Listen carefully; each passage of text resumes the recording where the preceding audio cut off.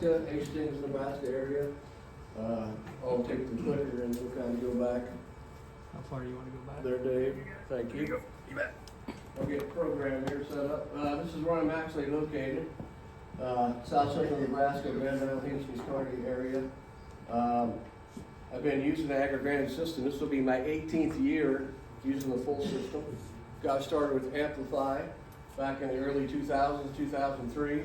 We've got a farm that we've had in our family farm for over 140 years, and it's still the highest yielding farm out of all of our 2,000 acres that we farm in south central Nebraska. We're about 50-50 corn, soybean rotation. We have dabbled in popcorn. We love growing popcorn, so that's a really, really challenging. Those of you that plant sweet corn and popcorn know what I'm talking about. It's really fun to grow it because it's challenging and it's also rewarding at the same time. So let me ask you this. What's your limiting factor on your farm in 2025? What's it going to be? Have you looked at your soil tests for 2025? Have you taken your soil test in 2025? Do you have a log of your soil tests like we have through Midwest Labs and through the AgriVantage system for $22 a sample? Over the last 18 years, we've taken a soil sample in every field every year. It's so important because we have to have that baseline set up. And that's why I'm here today, to help understand soil agronomics and also soft chemistry, which Conklin provides. But having that soil test is your roadmap to success. That is so important because if we don't know what our pH is, you're going to hear me talk a lot about today about pH. Write that down. You got to know what your pH of your soil is. You've got to have a good soil test. You got to know what your CECs are, what your organic matters are. So do you guys know what your cost of fertility is going to be in 2025? What's your fertility cost? You know what your seed costs are going to be. You know what your chemical costs are going to be. But what is your fertility cost going to be to raise a bushel of corn in 2025? How many guys in the room are dealing with high pH soils? Let me see your hands. Acidic soils. Yep. So what's your CECs, like Doug? What's your CEC up in your area mainly around? 15 to 18. A lot similar to ours in Nebraska. Ours 14 to 17. How about your organic matter? 2, 7, Okay. 24. Yeah, that's really good. Most of ours are 2, 3 to 3, and we've moved those levels. Every 1% of organic matter that you increase, and we talk about using softer chemistry, different farming practices, neutral pH products. If you raise your organic matter 1%, that's 20 bushel per acre. It's so important to pay attention to all these things. We start out with this. Knowledge is number one. Getting to Pro Ag 1. This will be I've been in Conklin, affiliated with Conklin for at least 20 years, but 18 years of using the system. I think I've been to 45 Pro Ag 1s. And every time I go back to Pro Ag 1, which is coming up in Wichita and Lincoln, Nebraska, and in Wichita, Kansas, coming up in February, I take a note of paper like you guys have in front of you today, and I always write something down because I forget about something. And that's what I love about Pro Ag 1. We talk about fertility costs, cost per bushel. We talk about pH, organic matter, and CECs. We talk about knowledge as number one. We talk about placement. Have you started thinking about farming this way instead of farming on a broadcast? We got to think about that because that's the most efficient thing we can do on our farm, is placing the nutrients so they're recoverable and available to the plant that we're trying to grow. We talk a lot about that at Pro Ag. So knowledge, placement. And the third one is performance. If I'm going to spend $1, like Rich just pointed out, if I'm going to put $1 or $5 in the soil, I want to make sure I'm getting a return on investment on that dollar. That's so important. We're going to try new products. We got to make sure we know what the pH of those products are. We got to make sure we know what that SDS is in that product, so we're not actually driving the pH down in our soil or making the pH too high. All the Conklin products are neutral pH products, readily available and recoverable. So knowledge, placement, performance, and then efficiency. We want to be efficient in everything we do. Everything we do on our farm, we need to be efficient. So that's the most four things. And then for every dollar I spend on nutrition, I want to make sure it precisely fuels performance on my farm. I know there's a lot. How many guys in the room are doing dry broadcasts yet? How many guys in the room are doing strip tilling? How many guys are still using anhydrous ammonia? A few, yep. And how many guys are using food grade fertilizers like the compost products? Awesome. We're going to talk a lot about these products today, but the one thing I want you to come away with today is we got to make sure that we're gaining that knowledge, and ProAg 1 is where we want to see you in Lincoln, Nebraska, and the next coming up in Wichita, Kansas. So basically, I hope you enjoy this video. I don't know if you'll be able to hear it, but we'll play it anyway.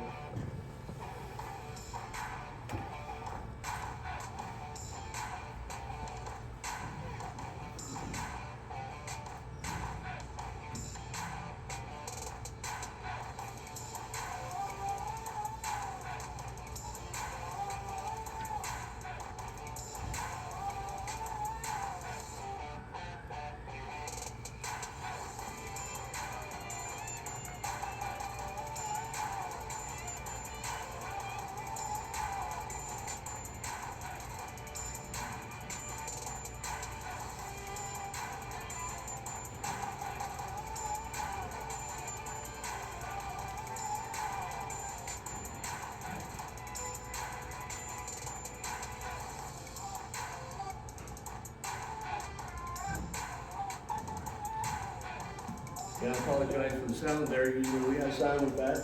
But that's cool. That was taken by my good friend that has a drone, and my son doing from our church. And he said, hey, I'm going to be trying this drone out with a video. So as I'm harvesting there, you see my son run the grain cart, run the combine. I look up and here's this drone flying around. And I'm going, oh, cool. So then he sent me this, and I go, wow, we can use that, and we can use that to help people. Did you catch the information that was on there? Lower your cost per bushel on every acre of your field. Get more out of your soil. Do the things that make you money in farming today. There's a lot of things that we have to maneuver around in agriculture. It's just like Dan Fitz out in Scotts Bluff, or talking to Jason if you have high pH. And Denny Damon talks about this at ProAg. We have to figure out how to go around the problem and to fix the problem. We really probably can't fix your pH, but we can do things to go around that problem to help mitigate those losses. And that's what the AgriVantage system is all about. Therefore, my brothers and sisters, stand firm, let nothing move you. Always give yourselves fully to the work of the Lord, because you know that the labor of the Lord is not in vain. 1 Corinthians 15:58. I'd like to start off with the Bible verse, give the glory to God, and for being an American farmer. If you're an American farmer, give yourselves a hand, because you're essential to America today. So give yourselves a hand. You produce the food and fiber for America. Okay, simply, a lot of people ask me, where were you before Conklin? Where did you start out in your farming operation? Well, our soil is acidic in south central Nebraska. We had pHs that were 5.2. Anything that a pH is under 6, and they talk about this at ProAg. If your pH is under 6 on your soil test, 50% of your microbes are not going to be available. And that includes everything. So make sure you're taking care of your pH. We're going to talk a lot about foundational stuff today. If you've got a pH that's below 6, we've got guys that come to us with a soil test, and they'll go, well, the soil test is incomplete because it came from a different lab other than Midwest, and they don't even test all 17 essentials. They got their NP and K on there, but no sulfur and no 17 essentials. I go, you've got to have a complete soil test, because nitrogen is probably not your limiting factor. We talk about that at ProAg a lot. We've seen it on our farm. Nitrogen is not our limiting factor. It's always micronutrients, phosphorus, potassium, sulfur, boron, zinc. Am I hitting home? Is that exactly what you guys are experiencing on your soil tests? If you're taking a good soil test and you're taking it the right way and you're keeping track every year, when I drop that pin, I'm going to take that zone soil test right here, 16 cores, 0 to 6 or 0 to 8. Whatever your protocol is, make sure you're going back to that same spot and use Midwest Labs, because that's going to be a complete analysis. If you're off on your soil test and you get a recommendation from me or the co-op or whoever your agronomist is, and your soil test is not correct, it could cost you thousands of dollars. And you've got to be more efficient in everything you do. That's why I trust the AgriVantage system. Dave talks about it. If you can do your own soil test, ProAg, we teach you how to do your own soil test. Denny Damon I love this story. Denny Damon used to tell the story of ProAg. So the guy brought his soil test in. He brought him in a metal bucket, of all things. So the guy took his soil test that day, put it in his garage. Next day, the guy put his soil test in a bag out of that metal bucket, called back into Midwest, and the guy gave him the report, and he goes, well, your soil test was all over the place. Really didn't have a good recommendation because you put it in a zinc. You got high zinc levels because you put it in a bucket. Well, he said, but I can tell you one thing: your cat has leukemia. So the cat took a leak in there. Know where you are. Know where your roadmap to success is. That's why I can't stress enough. If we go back to 2003, when our pHs were 5.2, and where we moved today just by using neutral pH products and getting knowledge. It's just not all about the products. It's about knowledge and knowing what your soil's telling you what to do. Before Conklin, this is kind of where I was. Well, okay. Let's see if we can get the clicker to work. I apologize. They did this to us last week, Dave, didn't they? Okay. Get us to communicate here. I apologize. Not one to work.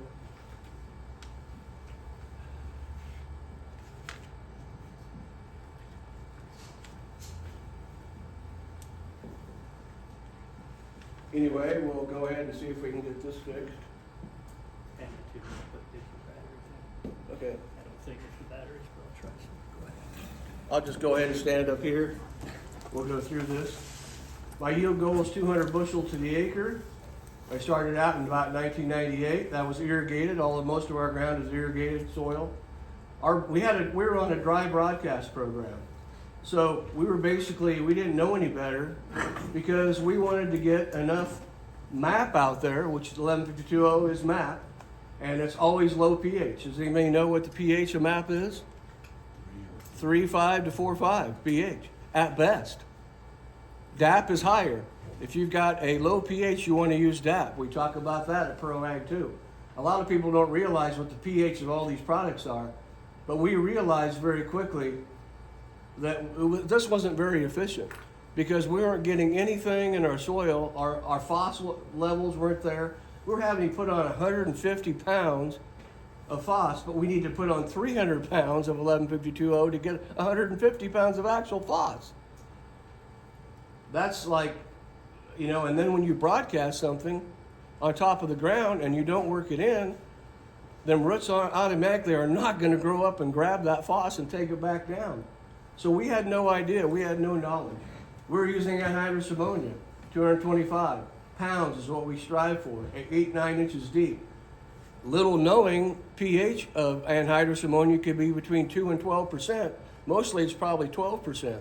It's burning all the good bugs in your soil wherever you place it. And we were probably losing 39 to 52% of that, putting it on the fall. That temperature, what does Corey Oberlander say? What do agronomists say? What does Ohio State University say, not coming from me? When that soil temperature gets over 50 degrees, that nitrogen starts to move and it starts to convert. That's why we use liquid. Liquid nitrogen is 7.2 pH, and hydrous was just tearing up our soil. We use 1034.0 green acid products from China. We didn't know. High salt loads. That's why we've converted to the Conklin system at 4 gallons per acre. That was the cost. Our total fertility cost back then, trying to grow 200 bushel corn and not knowing what we knew at that time. My dad used to go out with a 6-row, 36-inch planter, a Case International planter. You guys remember the old cyclo planters? And boy, weren't they were just a dream, you never knew what was going to happen. And your monitor would never tell you what was going on. Went out, he was planting, at that time we were planting 27,000. Didn't have near the seed quality that we have today. We may end up with 22,000, 21,000. Where's the other 5,000 plants going? Well, we finally figured out green acid. Everything that we were doing, all the fertility that we were doing was really treating our soil the wrong way and preventing germination. That's where we, did you get her going? Thank you, brother. Thank you, Dave. Give Dave a hand. Here's our program now. Once again, this is what we've done over the last 18 years. We moved our yields up, but most importantly, what I want to talk about today is our cost per bushel, our fertility cost. What's your fertility cost? What's your cost per bushel? What are you going to spend in 2025 on fertility? Nitrogen today, I just called, 32%, depending on where you buy it, it could be $330, $340, $365 a ton. 32%. That's like $1.77 a gallon, or 55 cents a pound. For every pound we're putting out there, we want it to be available and recoverable to our plant the whole season long. Nitrogen is expensive. We started to figure out on our farm nitrogen was not our limiting factor. But this is basically one of our programs, and we'll talk about the food grade fertilizer. We'll talk about some actual yield results from 2024, and we'll talk about the system. 36 cents per bushel is the cost of the agriganic system. Nitrogen, 51 cents per bushel. That's a great value. That's the value of the agriganic system. But I can't stress this enough. Get your foundation set up first in your soil. If you're trying to go out there and foliar your feed or raise your yield from 250 respectfully to 300 in 1 year, and your pH and your organic matter and CECs will not let you do it. What's your CEC? Like our CEC is 15. We can only put 150 pounds of N on it at one time. A lot of guys, my neighbor, I know his CEC is probably 15 to 16. He's used some of our products. He's out there last fall probably putting on 300 pounds of N. And I'm going, dude, what are you doing? There's no nitrogen stabilizer either with it. And I'm going, wow, okay. That's his decision. But I challenged him. I said, you go back out to that field this spring and you test your nitrogen, your ammonium nitrogen in your soil. I want to see how much you have out there of your ammonium available nitrogen. He said, I'll do that. So that's going to be a great test. It's very important. Availability and recovery, we talk about it all the time. Knowing what your pHs are, knowing what your organic matter, knowing what your soil test is telling you, we'll go over that too. 193 pounds of 32%. We did use some phosphorus, and we're talking about that. Wouldn't that be great to have an available phosphorus load that we could put with our 32% that will mix? Hopefully at Conklin, we're working on that now. I'm working on that with the guy at Conklin so we can actually get our phos levels up. Your P1 levels, look at them on your soil test. There's a lot of companies out there just doing a Malic. They're just giving you 1 P, 1 phosphorus, 1 parts per million. Make sure your P1 and P2 are there. Your P1, you might want to write this down. It should be between 16 and 26. That's your available phos. Your reserve phos should be between 26 and 50. If your base saturation numbers, this is very important, because look at your soil test when you go home and go over it with your agronomist or bring them to Pro Ag would actually be the best, and have us look at those, because base saturation should be between 3 and 8%, and that's usually at the top of your page on your potassium. Your K should be 3 to 8%. The next one over is your magnesium. That's on your base sats. That should be between 12 and 18%. That's just standard numbers. That's agronomy numbers. That's Ohio State University numbers. And then on your calcium, on your base sats, it should be between 65 and 75%. We see a lot of soil tests. Guys will bring it to us and it'll go, oh, his pH is 5.9, his CEC is 15, that's okay. His organic matter is 2.3, but his magnesium level is 28. He's got heavily compacted soil. And so you've got to take care of that first, but you've got to take care of your pH. So guys will come and they'll go, well, I want to put a yield goal in at 250 because I know that field will do 250. But I go, before you do that, you better get your pH fixed and you better lime first, or figure out how you're gonna get your pH up, because that is the limiting factor on most of the fields in our area. Very important. This coulter pre-plant, putting on our nitrogen, and we use Guardian, our nitrogen stabilizer. This year we're back with Guardian L. It's our new blue formulation, which is 30%. Nitrogen stabilizers are the biggest thing in fertilizer market right now for liquid application, but if you have anhydrous, Guardian L can go with the anhydrous ammonia applicator if you get it set up correctly. But our product Guardian DL and Guardian L are a DCD. They hold the nitrogen and ammonium form, so it's plant usable. Very key. We talk about that at ProAg. Let me go back to this.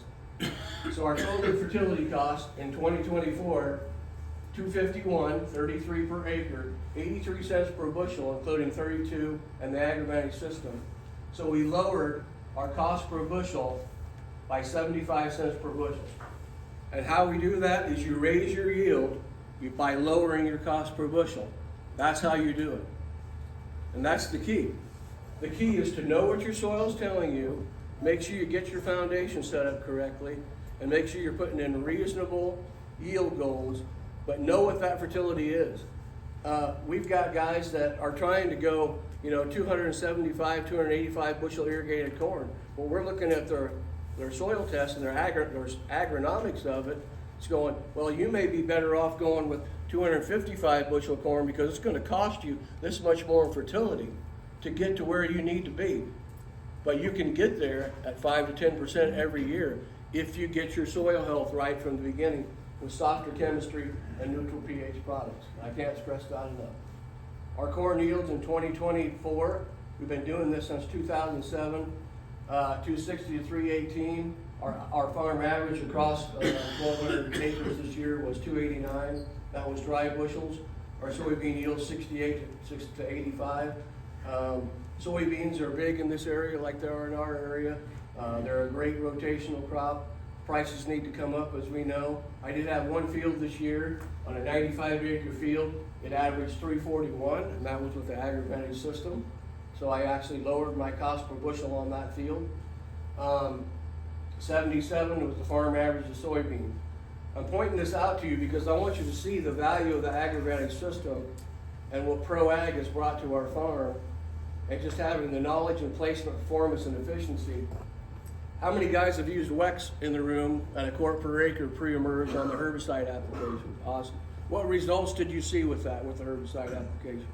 If I could ask you. Seemed to hold the weeds back a lot better, and our beans a little bit Did you hear what he said?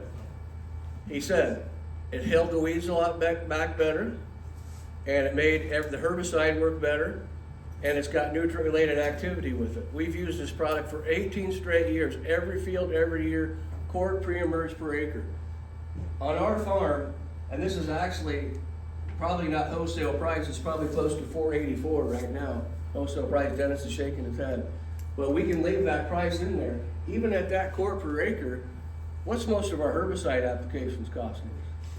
30, 40. Soybean herbicides are ridiculous. You can spend $65, $75, $85 per acre on a herbicide program for bean. You can spend $55, $60 per acre on a herbicide program for corn. So we've got to have a product out there that will actually make water wetter, related nutrient activity, and it's a soil amendment. It actually develops more hair roots in the soil, and it's a neutral pH product, and it activates your herbicide, holds it on the soil. We've actually seen the soil change color with this product, using it at a quart per acre. You never want to use it at a quart per acre on a growing crop. This is a chlorophyll reducer. And it works as a good burn down too for cover crops. Guardian DL. Guardian L, it's a DCD. They talk about that at ProAg. Over all of our acres this year, we're at 0.66 pounds per bushel. The co-op says 1.2 pounds, right, per bushel? Most everybody now, I was reading a report yesterday on AgWeb actually, they were talking about what are you going to do in 2025 to change your fertility costs? Most guys said we're going to cut back on nitrogen. And that's probably what they're gonna do, but before you do that, you better take a complete soil test and know what your other limiting factors are. And it's so important, and use a nitrogen stabilizer that's gonna hold your nitrogen in ammonium form so it's plant usable. They talk about that at ProAg a lot. They do a good job of talking about nitrogen efficiency. Do you guys know your nitrogen efficiency factor? We've got some guys that are at 0.55. We've got some guys that are 0.66. We've got a new guy this year, he dropped it down to 0.88. It depends on your soil, its availability and recoverable, and your pH, your organic matter, your soil holding capacity, and your CEC, most importantly. Because remember, that's important. If you got a 20 CEC, you can put on 200 pounds of venom. But you want to make sure you're putting down a nitrogen stabilizer with it if you're going to put it on early with the culture. The furthest away from that growing crop, you want to make sure you put in a nitrogen stabilizer. Our nitrogen stabilizer, I've tried a lot of nitrogen stabilizers, and this by far has been our biggest return on investment, especially for putting on with a culture early season. We're spending too much money in investment. Actually, we figured it out this last year.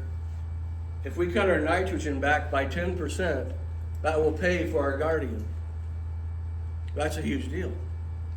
We cut our nitrogen. Now, you're going to hear this at ProAg. A lot of growers and a lot of agronomists are saying, well, you should just cut your nitrogen back on your soil test by or whatever your recommendation is, by 25 or 30%. I wouldn't do that. I would go 5, 10% increments at first and go from there. That's very, very good, sound agronomics. We can do it. It can be done.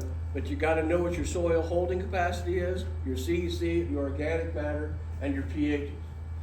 We've been using our food grade fertilizer. We've always used 8-16-11 foliar or Indifferal. I'll show you some results from our field coming up here in 2024. A lot of people say in-row placed plant food does not pay.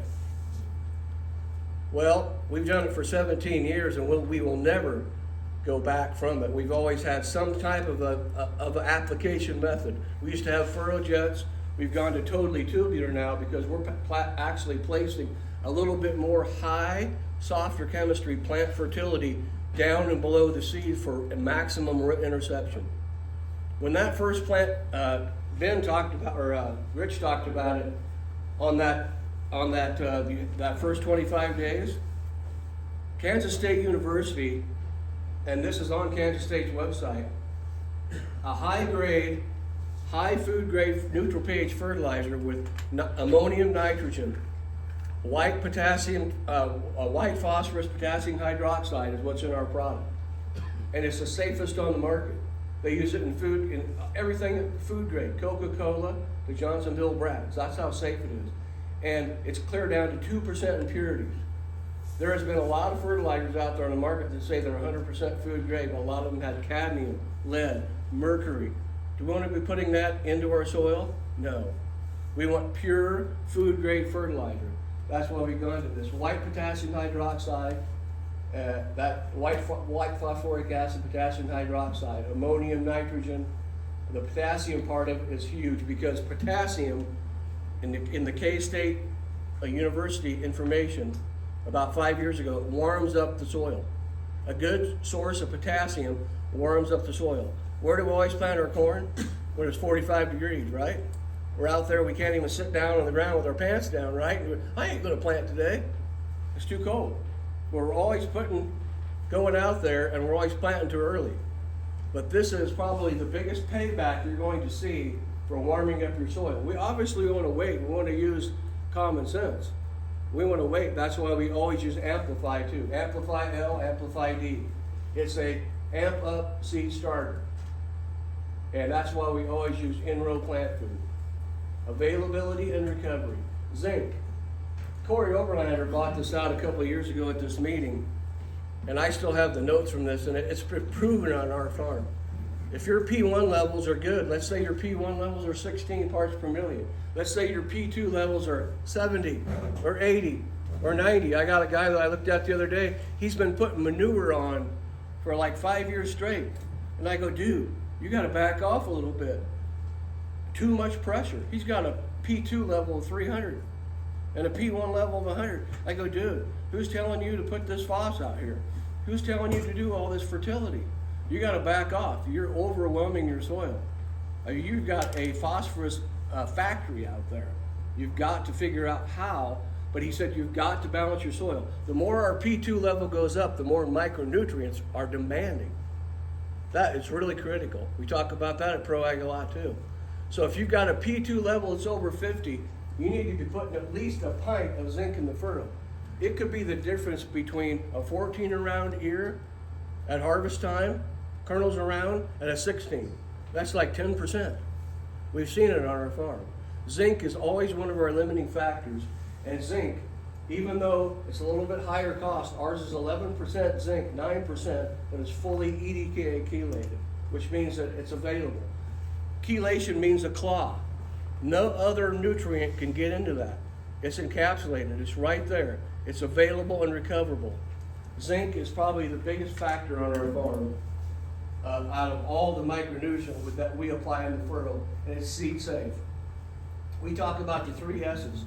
We want sustainability, we want safe, and we want that corn plant racing out of the ground. And that's what zinc does when we use zinc. Manganese, a chlorophyll, we talk about that. And what I love about ProAg, if you guys have been to ProAg this year, I encourage you to go, coming up here in Wichita and Lincoln.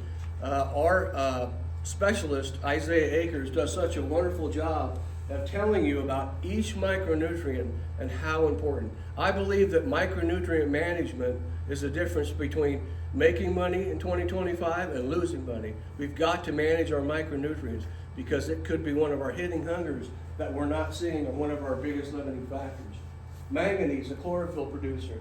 Whenever we spray, if our soil says we need manganese, we better have that product on hand for foliar feeding. Because if your soil test is telling you you're depleted on manganese, and most of our soil is, every single one of our soil tests coming back depleted on manganese, boron, sulfur, zinc.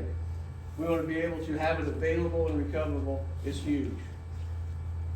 Well, it's doing it again, Dave. There we go. Manganese in the furrow, syntose, fulvic acid. There's a lot of discussion in the industry right now. Steve, you were talking about humic acid, fulvic acid, amino acids. There's a lot of things out there, and there's going to be a lot of things out there. We were talking about that earlier.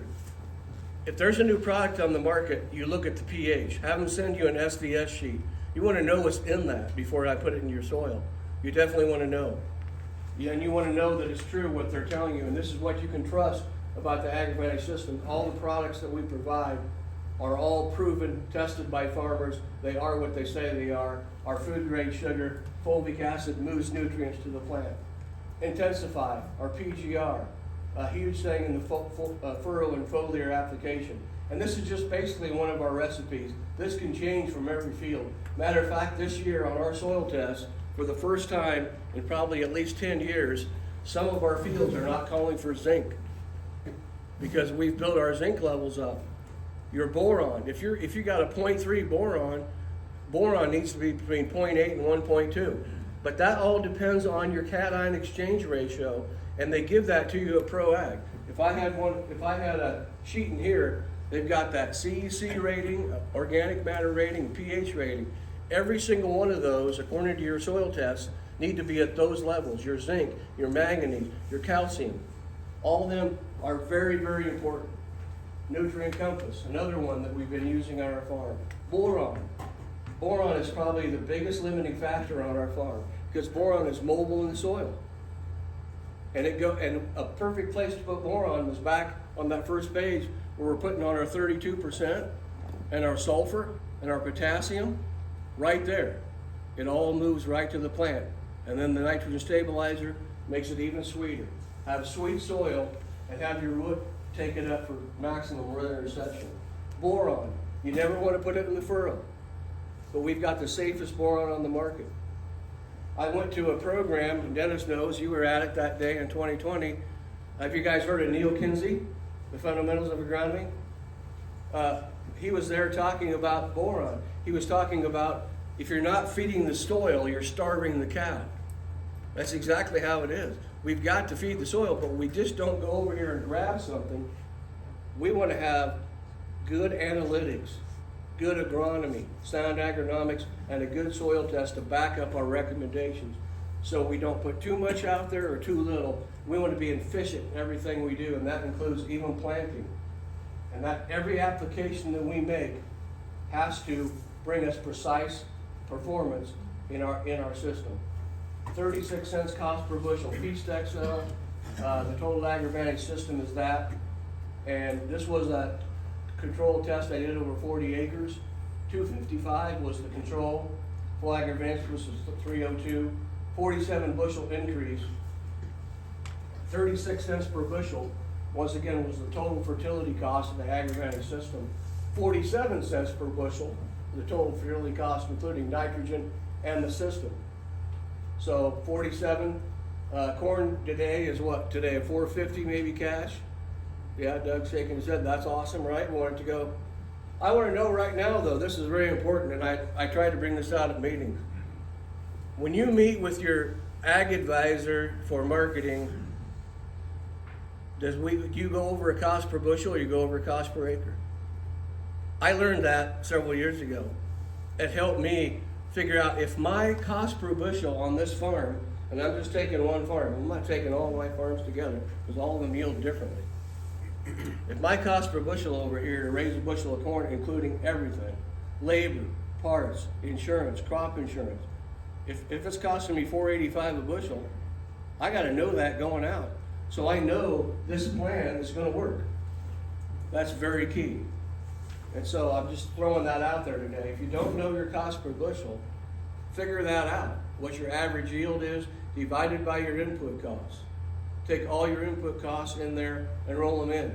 Isn't it crazy how our fixed costs and variable costs are so out of whack? In Adams County, here's just a quick note. What are your land taxes here in this county? Pretty high? Yeah. Ours are $65, $75, $80 an acre. Yours are higher than that? Oh my gosh. Well, that's another thing, because that's like putting another crop in the ground before you even get started. So you got to figure everything in on your cost per bushel. Very, very important to know all that. But if we can get closer to break-even points on corn and soybeans, but we also have to know, more importantly, what your fertility costs are. And what does it cost to raise that bushel of corn and have realistic yield goals. We talk about that at ProAg a lot, more than anybody else does. We talk about nutrient management and nitrogen management. There was the impact on 40 acres. This is our soybean system. How many guys are rotating every year? Are you going 2 years corn, then back to soybeans? Are you guys going 3 years corn?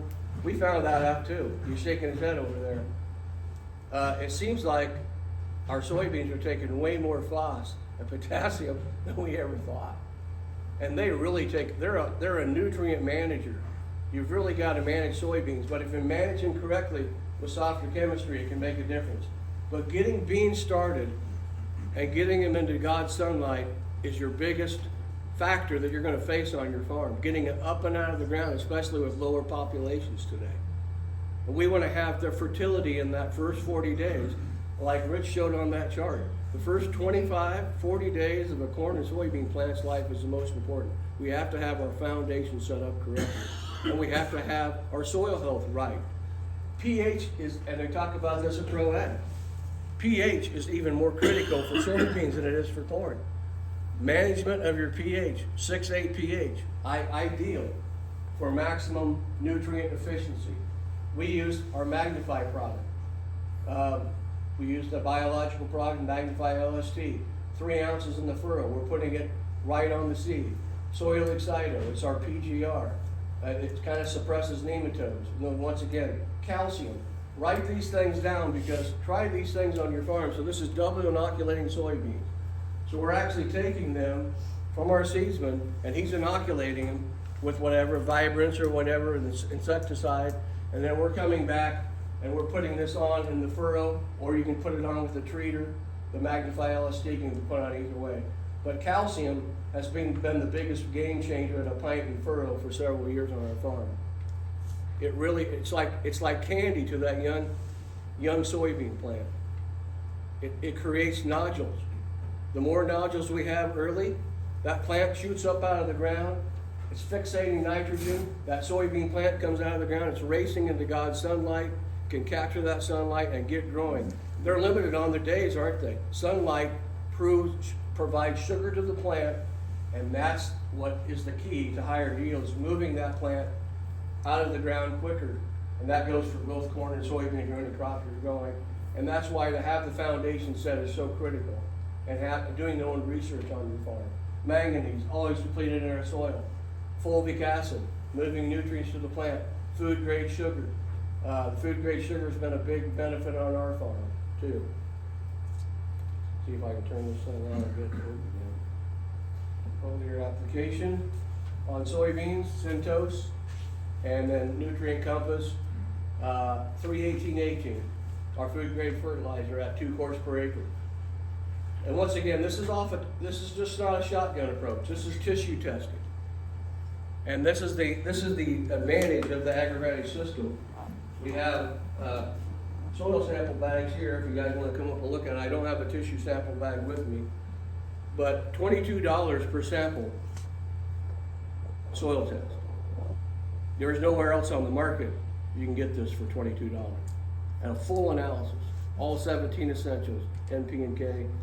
Easy to do, grower name, 0 to 8. And we also have tissue testing bags. Tissue testing, once again, tissue testing is probably one of the hardest things to do, but once you get to do it, once you get that recommendation, get to Pro Ag, and once you learn how to do it correctly, Midwest Labs has a great handbook on it too. Just once you get on a regimen and a routine of doing it, it will change your world, because what it did with me the last several years of doing it is I'll go out there at V3 and V4, cut that whole corn plant off, send it in, and I go, here's my yield goal, here's the crop stage, send it to the Midwest. They'll grind that up in a dry form, and they'll go ahead and send the results back to my phone within 2 to 3 days. If I'm making a herbicide application and I can make it with micronutrients and nutrients, every time I apply, I want to put in some plant food in there, especially if the recommendation says so. And this is specific. This is a specific recommendation off of a tissue test. If I had one up here, I'd show you. But we'll go over that at Pro Ag also. So specific recommendations, just like the soil test. Your soil test is your roadmap to success. Foliar feeding, in my book, is like your highway to profitability. Because if you're looking out at that cornfield and soybean field and you say, it's looking good, and I get that tissue test back, I've got to make that decision on the investment I'm going to make to be more efficient. Yes, sir? What's the cost of that tissue test? $22, the same as a soil test. Yep. And that's including shipping and everything? No, not including shipping. That's just a charge of doing that. So it's a great value. And you can do that through FedEx, UPS, that's what I usually do. Or if you're gonna be going to Omaha, Midwest Labs is on the west side of Omaha on L Street. I've actually, if you've got managers in the room, I've actually taken soil tests and tissue tests in. I'll say, hey, let's go out and do the tissue testing and let's get them in the bags. I'm going up there anyway. As long as you've got the paperwork with you, you can take them right in. That'll be a quicker turnaround result too there. But you can also mail them in. So that's the advantage of tissue testing. But tissue testing, as I'll talk about Pro Ag, is really, really critical because you've got to do it the right way. You've got to know what leaves to take, what plants to take. Timing is critical, just like foliar feeding, which we'll talk about coming up here in a little bit. So that's a good question. Tissue testing and getting the recommendations back are so simple. It's a simple process that Midwest Labs provides to the agricultural system, only through the agricultural system. Our cost per bushel with the agricultural system on soybean was basically 57 cents per bushel on the cost. Our control was 63. There was the cost per acre to get that yield, and we yielded And I did it an average $230 an acre, $10 beans, 180, 76 profit. You guys know your numbers. Your numbers are different than my numbers. Know your fertility costs. Do your cost per bushel numbers. See where you're at on your yield to see if it's profitable. Knowing what your soil's telling you. 2 quarts of Wex. This is just Wex. Wex is that. How many guys in the room are messing around or with cover crops? Awesome. We've got a lot of guys in our area going to cover crops because we've got the dreaded weed called Palmer amaranth. You guys have that up here. It's all these modes of action, dicamba. And of course, we know that's going to be restricted on soybeans in 2025, don't we? You can probably still use it on corn, but soybeans we're talking about, nope, ain't going to happen. The Enlist program. They're putting all these things together and it's not mitigating our weed control. It's just not working. 2 quarts of Wex is what I used on a burn down. We've used 1.5 quarts of Wex on just a burn down of cover crops. It works really, really well. We didn't even put herbicide in with this back in 2019, and it actually burned that right down to the ground. And we come back with Liberty about 30 days later. What I love about Conklin is all of their adjuvants work very, very well with herbicides if you use them the correct way. Rainfast, Wex. They used to have a product called Saturol, but Wex actually at 2 to 5 ounces per acre can actually help with keep your sprayer tips clean. This is a picture of our soybeans control in 2019. Fungicide applications, insecticide. This year we were hit with a lot with white mold. Did you guys experience white mold this year? Yeah. Not much. Yeah. It's been a big thing in our area and it's getting worse. And I know the SDS and soil system nematode beans are helping mitigate some of that, and some of the varieties coming. But we've noticed that R1 to R3, and Pioneer, Corteva talks about this, a lot of agronomists talk about R1 to R7 is maximum efficiency for foliar feeding on a correct tissue test, only by a tissue test, because that's when these pods are developing. That could be just between 3 pods per plant, or per pod, three beans per pod and 4. So we've been doing this R3 to R7 foliar applications, and it actually has been working. You don't want to let your bean plant have a bad day either. You want those 3 and 4 beans per pod with generic insecticide. White mold, we've been using a couple of products. One thing that I want to challenge you guys to use is copper. Copper is an enzyme producer. It prevents pathogens from getting into that plant, and it doesn't take much. Copper, our chelated copper is expensive, but on a tissue test, they might give you a recommendation for copper. It could be 1/4 of a pint, as low as that. Could be 4 ounces. We've done that before, 4 and 8 ounces. Try that on your farm. Do your own research on these things. It helps suppress the white mold. That's what we've seen in our farm. Going back to corn yields, this is a control strip that we did this past year. And once again, I'm pointing out, we use Liberty herbicide. We've gotten away from dicamba, and I know there's probably some chemical dealers in the room. Dicamba, different parts of dicamba really, I don't know, it makes me uneasy. This last year we used Diflex. Anybody familiar with using Diflex, like at V3 on corn?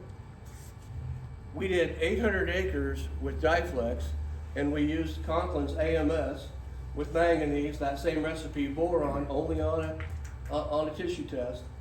And I tell you what, that Diflex set that corn back. But we went to status and it changed it. It's got a safener in it. So watch those things too. Pay attention to what you're applying if you can apply dicamba on your corn. But we never apply it at V3 to V6 or V4 to V6. V4 is the girth of the ear, V6 to V8 is the elongation of the ear. Never apply herbicides at that time. You could screw up your yield tremendously. So pay attention to that. We talk about that at Pro Ag too. Nutrient application. We talk about foliar feeding, the 150-150 rule. 75% humidity, 75 degrees. I always tell guys that are foliar feeding and they're after they've done tissue testing, make sure you're going out between 10, probably 11 a.m. If that temp gets even close to 85 degrees, get out of the field. Don't even apply nutrients or herbicide because that plant is shutting down. It's not going to take that nutrient in. Wait and do it in the evening. But pay attention to your temperatures, humidity. We talk about that. That's why people have not had the success on foliar feeding because they're not watching the temperatures, they're not watching the humidity. The plant's closing up. Huge deal. This is one of our fields this past year, our 15-inch corn field. Soybeans with Magnify in 2018. I love showing this. On November 25th, I went out and took some soil tests and on this particular field. And when you see earthworms, that's a great God-given thing, right? That's a healthy soil. So we have a lot of earthworms out there. That tells that we've got healthy soil. We've been using softer chemistry, and it will pay you dividends when you start using softer chemistry and putting the things in your soil that are not harmful for your soil, your pH, organic matter, and your soil health, number one. Iron deficiencies. This is a foliar application on our soybeans we did with about 1.5 quarts of plant food off of a tissue test. Iron chlorosis. It's kind of an issue in our fields the last couple of years. Our field day we had in 2016. The differences between in-row placed Amplify or Amplify D. So how many guys in the room have tried Amplify D or use it? And how about Amplify L? Rolling it on your seed yourself? Yep, Steve got a 10. Our Syngenta dealer in our area loves using Amplify L because he can roll it on with a soybean treater. 5 quarts of warm water, one of these containers of Amplify L, it'll be white. I have one over there. Anyway, it turns to green, but one of these will treat 33 units, 50-pound bags. And we want to make sure we're not getting the seed too wet. So if you have a season that wants to roll it on for you, have him get it calibrated first, but it works really well because you're covering every seed. Now it's about the same price, but more efficient than Amplify D. But if you have, I got a central fill planter, but you've got a box planter, this works great. At Pro Ag, Preston Grovey talks about how he mixes this with a flower pot stir and gets it covered all over the seed. If you got a box planter, this works great. You can actually cut down, and this is key, cut down on your graphite and talc by half when using this product because this has talc in it. So one scoop per bag. We'll talk about that too with Pro Ag. That's what I love about Conklin. We tell you how and why we do what we do. How to use it, and if you ever have a question, if I can't find out for you, we'll get the question answered. So we're one big family. We help each other out. Amplify L, food grade starter in the furrow. What a difference it makes in that early emergence warming up the soil. Potassium, huge. Needs some water, don't it? Pivot broke down, couldn't get the water on. That's a field where we did a test on our food grade fertilizer, managed our potassium well. Potassium is a drought reducer. If you got enough potassium in the soil available, you're going to have, a lot of agronomists today are talking about potassium. Just like on the charts they show at Pro Ag, the boron curve, potassium curve. Even if your soil test, you've got 400 parts per million of potassium, you probably don't have enough when your corn hits R1. So you really got to have nutrient management at that point. That's why we've got to continue to do tissue tests and soil tests early throughout the year. We want to manage micronutrients well and manage everything we're putting out there to get payback on everything we're putting in the soil. God created this system so we can manage it well. I love showing this one. They talk about stock density now. Root development. Beck's just came out with root reveal, or whatever they come out with. Roots are the biggest thing because that's going down deeper, getting more nutrients. We found out this last couple of years, and Steve, you can probably agree with me on this, we've got more potassium and phosphorus down 12 inches deep and 16 inches deep than we ever thought we had. We're just not getting the roots to it. So most of our nutrients are 0 to 8 inches. Most of them are really 0 to 6 inches. But we always have an acid layer on top. Where we planting our corn and our beans, 2 and 2.5 inches deep. We've got to figure out how to mitigate that loss of that acid layer. We may have to till in some opportunities. We talk about that at Pro Ag too. A lot of guys have been using dry broadcast stuff and different types of low pH and high pH products. They figured out they got an acid layer. We've got to mitigate that. Wex will help that. It helps make soil porous, neutral pH product. Really important. Root interception. We talk about a lot about that at Pro Ag. Danny Damon hangs his hat on that. I'll tell you a story about that here in a little bit. Foliar feeding doesn't work if we do it correctly. If we're only using what it needs, what's the commercial? Only put out there what you need. That's what we hang our hat on. Foliar feeding. You want to make sure that late season nutrition is there. And that's why we do late season testing, the leaf opposite the ear, and send about 20 of those in. You want that plant green and growing, you don't want it to have a bad day. 40% of nitrogen needs to be available after tassel to fill out that ear. It's tremendous.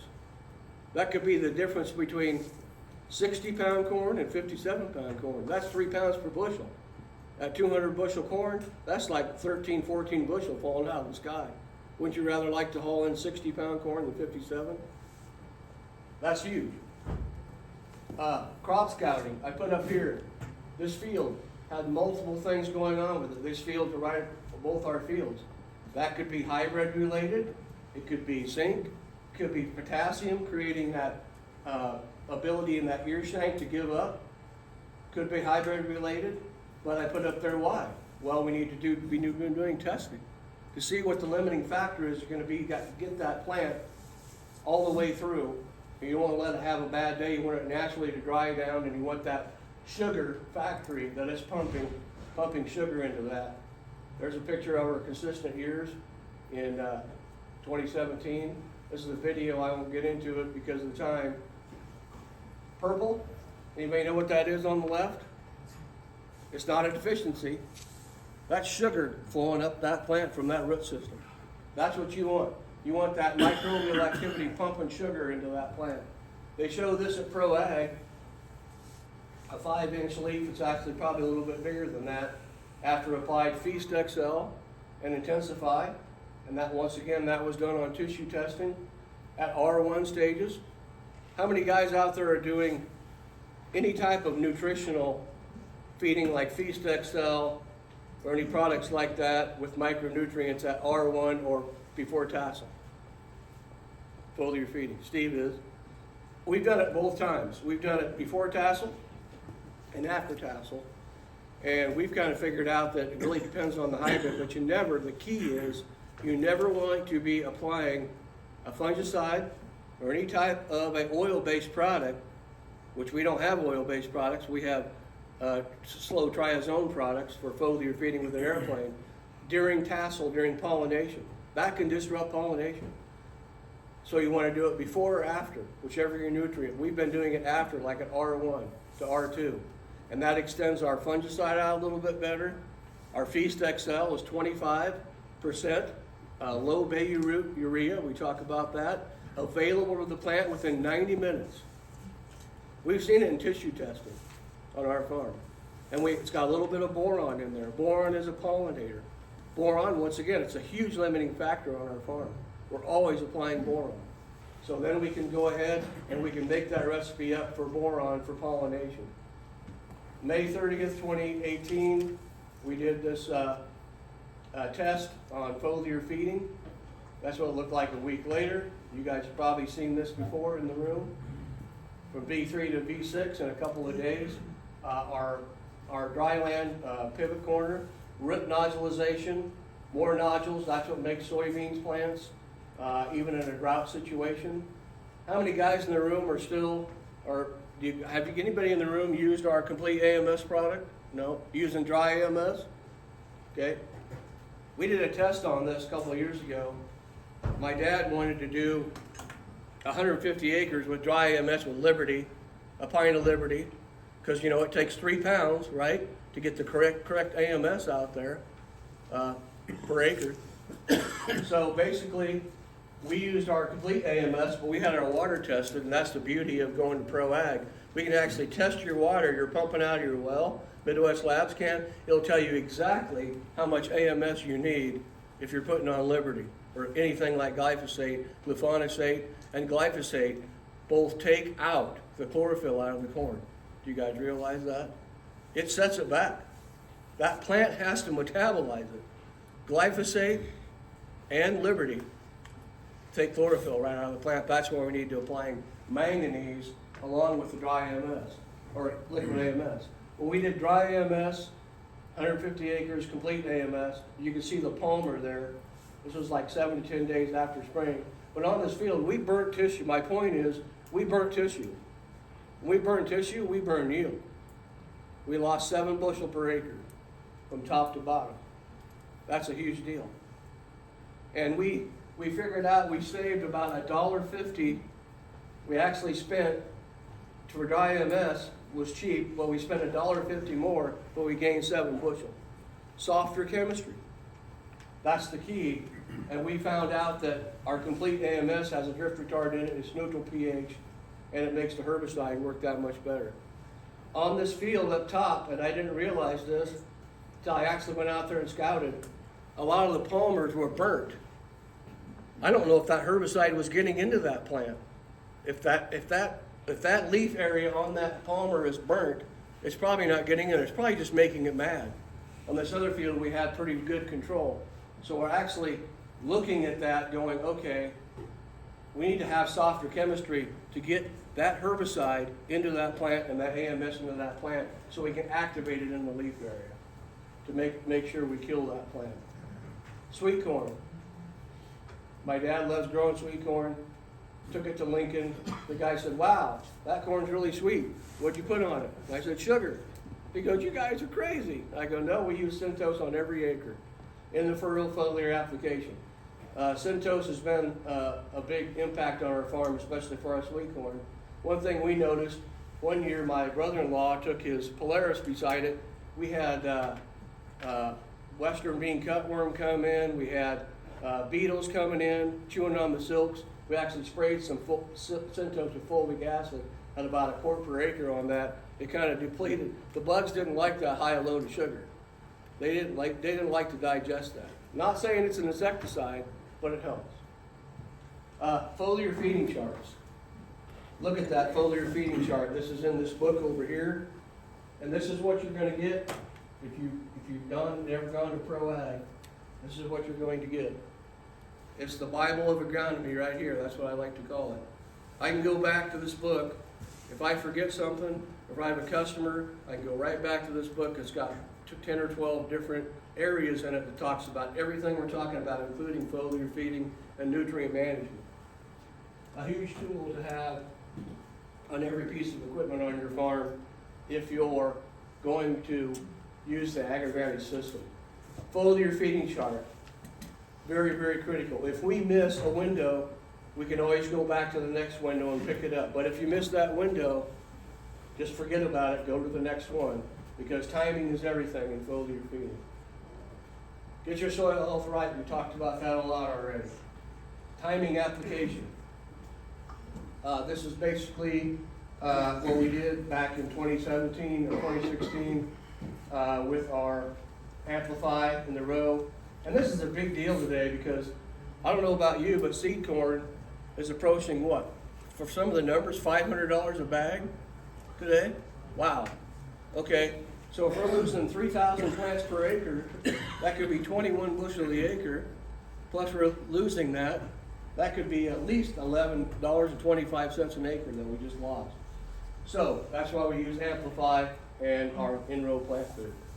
Attend Conklin's Pro Ag 1, do extensive soil testing, move your pHs.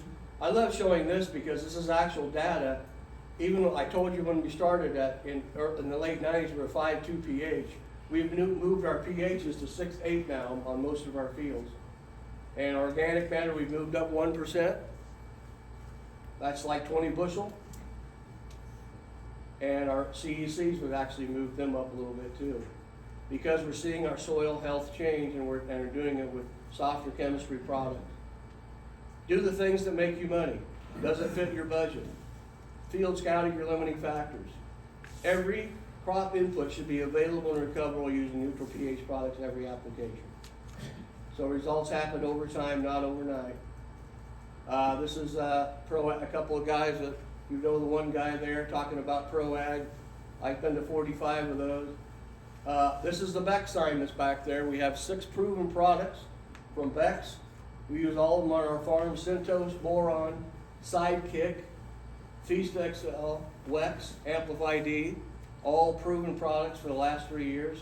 Our Feast Sidekick is in all of our starter fertilizer, 0025, the only KTS on the market that's low salt. And that's why we're the only one that can put it in the furrow. A lot of these other 0025s, the KTSs, their salt load so high, I would never recommend. I had a neighbor call me one day, yeah, this guy showed up with a product like this, a Sidekick product. He wanted him to foliar feed it.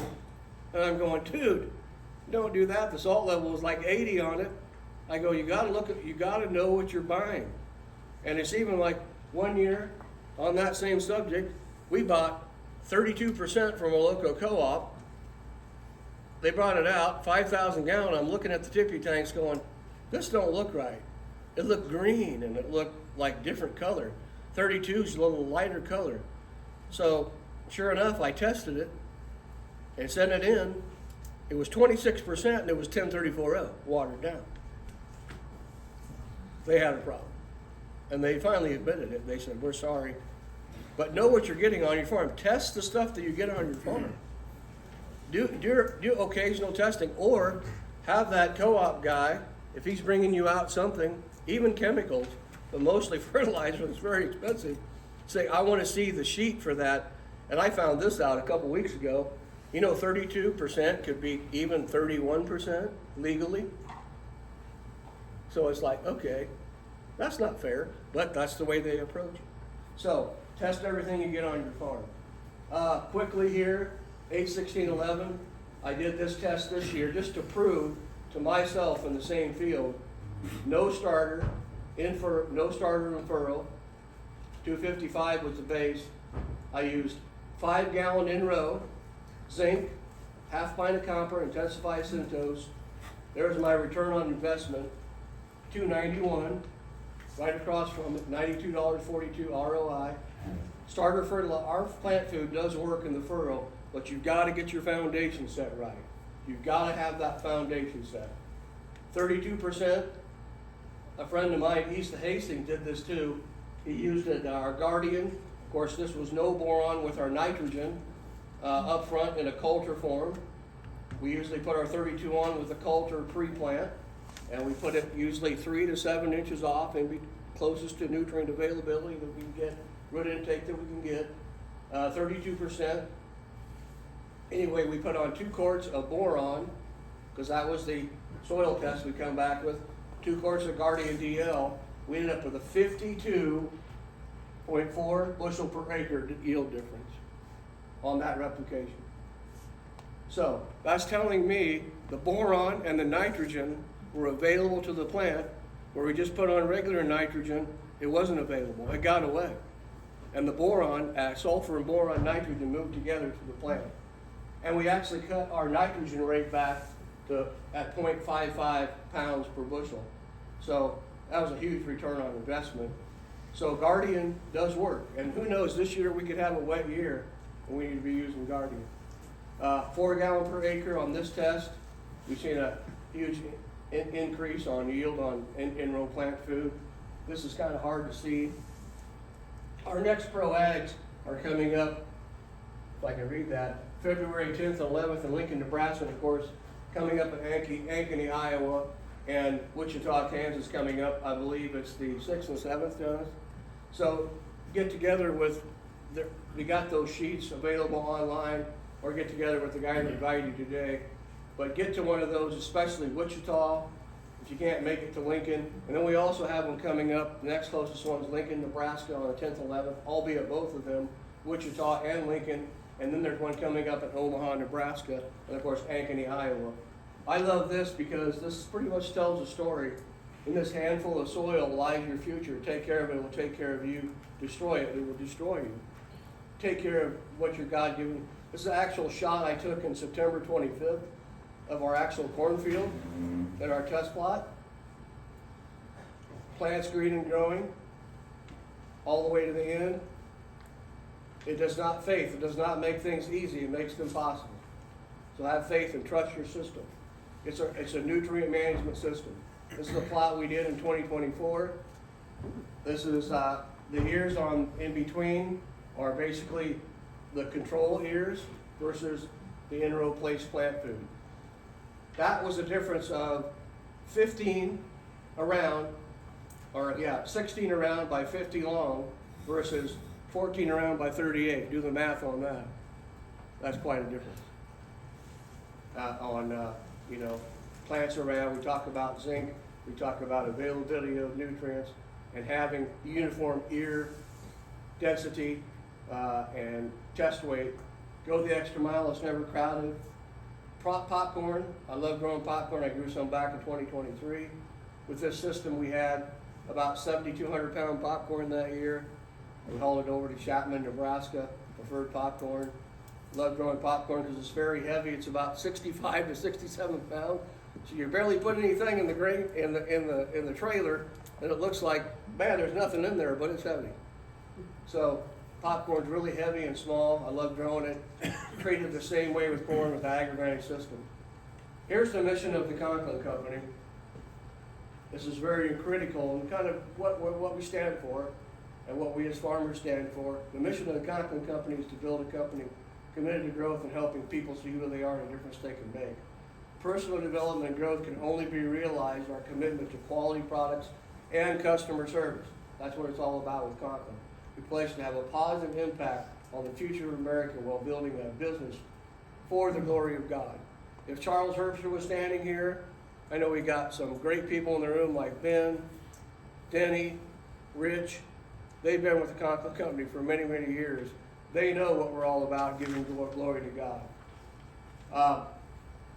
I got to add this in. This is what all the soil tests do, or what all the national NCAA corn champions do. They do the soil test, seed treatments, starters, micros, routine foliar feeding, off of tissue testing. They're always learning. I'm always learning. I got this off of agweb.com just the other day, and I thought this was really interesting. Has anybody seen this yet? It says, cut costs in 2025. How are the results, here are the results from the latest poll. Well, you can't hardly read it. I need to have it blown up. But down there in the middle it said, it had fertility. 40% said they were going to cut back on their fertility. Okay, well, they better have a good soil test to back that up, right? We're going to cut back on your fertility. That's one thing. We can cut back on our fertility, but we have to use the right products, right place, right time, right source, just like the 4 R's of steward management. We have to do that. For us to be efficient in 2025, we have to know what we're putting in the soil. We have to know what the pHs are. And fertility is something that we can't cut back on, but if we have the proper soil test, the proper nutrient management, it will take us to the next level of efficiency. So growers come to me, well, I think I'm just going to cut this out this year and this out this year. I'm going, you can't cut those. Them are your foundational things. If you cut those things out and you drop your yield on your farm and it's irrigated corn, you're not going to be profitable. You've got to know where you're at on a profit, on a cost per bushel. And there's a lot of other things on there I could share with you today, but lack of time I won't. But there's a lot of interesting things on there, like are you going to cut back on field passes, stuff like that. So I thought that was interesting. So yeah, that's the end of my presentation. And so if anybody has questions, I know I went a little long, I apologize. I know it's still cold outside, so Anybody has any questions, fire away. Go ahead. I've never heard anybody talk about calcium in soybeans like you did. Yeah. How'd you find that out and explain that? He said, I've never heard anybody talk about calcium. That was actually research done on our farm several years ago. We started talking about that, and they talk about it at Pro Ag too. Calcium is like candy to a young corn seedling. And the calcium, You said soybean, but yeah, soybeans and corn both. If it's saying on your soil test you need calcium, and our chelated calcium is really critical because it's early stage plant root development, and that's why it works so well. And it's just like candy to a young corn plant. See, that's how I can describe it. But that's how we came across it in soybeans. We knew that we were low on calcium. And you might want to write this down too. Chelated calcium and chelated zinc, never put it with glyphosate. It will not work. Your glyphosate will not work. So that's a good thing to know besides the boron in the furrow. Never put boron in the furrow. I don't care if you've got a micronutrient pack that says it's only got 5% boron in it. Don't put it in the furrow. But calcium, our chelated calcium, is a game changer. And we've seen it time and time and again. We've actually seen people go in the furrow with a pint per acre, a half a pint, and come back and foliar a pint of calcium on because they need it on their tissue test. So, and at Pro Ag, they talk about exactly what calcium does. Enzyme producer, it falls in line with everything we talk about at Pro Ag. That's a great question. And that goes for all of our micros.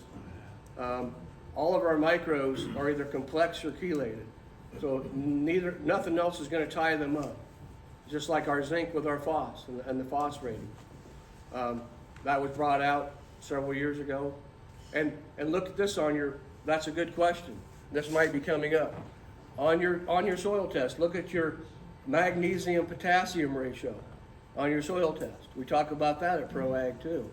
These are levels that you need to have in the back of your mind going, why is my parts per million at 450 on my potassium, my magnesium are 150? Well, you need magnesium because your potassium is overwhelming your magnesium. It should be 1.5 or 2.5 is the ratio there. And it could be reversed too. We've seen this in our soils. Magnesium, we're always foliaring magnesium because we always need magnesium because our potassium is overwhelming our magnesium. And it's just the way our soil structure is. It may be that way for you guys too. So pay attention to your 17 essentials on your soil test. And really do extensive nutrient management on your farm and you'll see a huge difference. Go ahead, Doug. You mentioned your soybeans putting your nutrients on. Are you telling them with water? You did say anything about starting on that. Yeah, he's asking the question of do I put starter on my soybeans? No, I put it on foliar. You can put starter on your soybeans with a splitter. Only on a recommendation would I put 1 to 1.5 gallon. We've seen a better, and this is coming from Mike. Steve, you may agree with me or disagree. Depends on your soil. Like you've got a pH, he's got a low pH, low organic matter back there. You know, where I've got a 2.5, 2.7, a neutral pH. It all depends on that, but it also depends on what you have for your application method. We want to be safe, even though we have the safest one on the market. We've used 2.15.19 and 8.16.11 in the furrow. But I'll go back to the research on that and say that your Centos, number one, your soil Excito, your calcium, and your Magnify are bigger paybacks right there. And your micros would be bigger. And then, once you get that plant up and out of the ground into God's sunlight, and that plant's taken off, racing to productive stage, then we can do that tissue test at V3 and V4. Then we can really hone in on the efficiency of 3.18.18 or 9.18.9 or whatever the recommendation would be, because that's going to be your biggest payback, because that's going to be readily available and energize that leaf area and make that soybean plant race. Good question. Yes? You said you use 2 quarts of Wex as a burn down? Yeah. Then like cereal rye? Oh yeah, you could go with up to 2 quarts. 2 quarts of Wex with a burn down like cereal rye. We've done it with cereal rye or wheat. We've done cover crops. We've done wheat, Ben run wheat cover crops. And back in 2023 on that field where I did 7,200 pound popcorn, we actually planted Ben run wheat in the fall. And we come back and burn it down with about 1.5 quarts, 2 quarts of Wex. and it burn it clear down to the ground, guys. So we always say, if you got a growing crop, do not use Wex. It will burn it down to the ground, but it will hold all the nutrients. One thing it did is it burnt that crop down. We were able to put some plant food out there with that. 3-18-18. Centose is a good one to put out there on a burn down because Centose, I don't think they talk about this at ProAg enough. Fulvic acid moves nutrients to the plant. Food grade sugar will feed the good bugs in the soil at a pint per acre, at $1.40 per acre. I mean, we want to do everything we can to feed, while we're making that application out there to burn down a cover crop, we do everything we can. But Wex will burn it down and it will create that nutrient-related activity and get that microbial activity going because it's a neutral pH product. That's the key. So great question. How tall was that crop? It really depends on how tall is like cereal rye. That's a great question. I'm not an expert on cereal rye or wheat, but we let the wheat get up to about 6 to 8 inches before we burn it down. We wanted to have that good cover out there. Now they say cereal rye, you want to let it get taller so you can actually kill it. So you want to make sure that there's that certain range. Now there's different cereal ryes out there. There's winter, and there's one hardy, and then there's a really hardy one. So there's different so go off of your seedsman recommendation in Bladen, Nebraska. Talk to them about which one you need to be planting in your field. I did that this year. They recommended what are they called down there, Dennis? Burns Brothers in Bladen. They recommended, okay, if you're going to be planting your cover crop in December, you need to plant this at this rate. They have all that. They're great. They have all the recommendations on that, and then they can put some triticale in there. They can put some, different things to help with that build organic matter, and before you burn that down. So, and there's been a lot of guys, a lot of organic growers. We got one great organic grower in our area that he's great at organics, and he lets his crop get way high, and then he rolls it down. And you know what I'm talking about. You're an organic grower, and he's got great crops, and he's doing it right. So there is. What I love about Conklin is softer chemistry products. Some of our products are certified organic. So it depends on your certifier. So I'm sorry I went overboard. We can think about one more question. Yeah, think about one more. No, was that just Wex, Todd? Yeah. For burn down? Yeah, You didn't add any we chemical? didn't put any. We wanted to make sure that we were putting something out there that was softer chemistry, so we could burn it down on the ground. Yeah, just So, with Wex yeah, so itself. we wanted to put something out there. We didn't wanted to try to not have an acid layer with that herbicide. Most herbicides are 2 to 4 pH. That's dropping your pH right down at your planting, where you're planting your seed. So go ahead, one more. What would that cost be per acre for the Wex? The what? The cost per acre on the Wex there, for your burn down? Okay. Cost per acre on the burn down for Wex. It'd probably be about, at 2 quarts, it'd probably be about 484 times 2. 1 quart's 484. So I would probably, I don't know if I'd go a full 2 quarts, depending on how much you add out there, but I would go maybe 1.5 quarts, which would be about $6 an acre. Yeah. So you can try that. Do your own research on your farm. That's what your best, you guys know your farm better than anybody else. Do your research. Okay, thank you. Thank you, guys. Yep. God bless you guys. Let's get